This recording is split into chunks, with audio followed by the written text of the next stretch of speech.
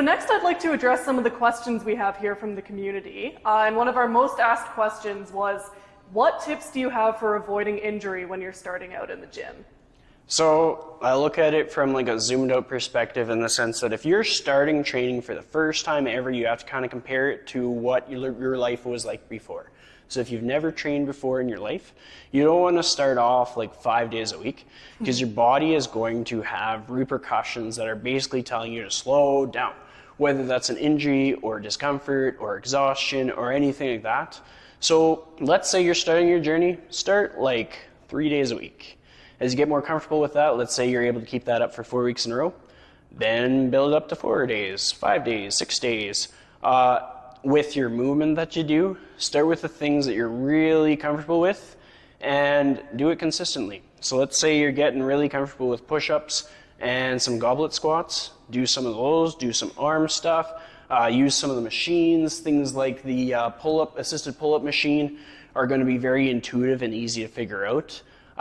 Another thing is just making sure your activity level is high. So usually with a lot of the clients that I work with, I will check in on their step count. If you're able to get it from 7,000 to 10,000, that's going to help your body's energy balance so that you're more equipped to adapt to strength training. And that is generally the simplest way that I can put it when it comes to injury reduction. Yeah, that's great. So a holistic approach inside and outside the gym. Yeah, that's awesome. One more question here for you today would be, what advice would you give to someone who maybe this is the first time they're in the gym and they're really nervous to get started? So everybody had their first day. The most uncomfortable that I've ever felt in fitness was when I first went into a spin studio. I felt like a black sheep in there. Once I started consistently going, I started to realize a lot of people had similar stories to me. And you can reframe that to any training environment, any modality. I've tried bar classes. I used to work for Yeg Fitness, so I tried all the different boutique classes. So I've always felt like the outsider. If you're consistently showing up, you're going to become a familiar face.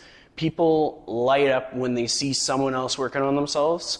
When you learn somebody else's story, you start to find ways to connect. So I would say it's going to be a bit of a stretch. You're going to be a little bit out of your comfort zone, but if you show up the next day and the next day and the next day, you're going to make up some friends, and it's going to be a lot easier to stick to it. It might even cause you to change your career like I did. That's wonderful. Thank you so much.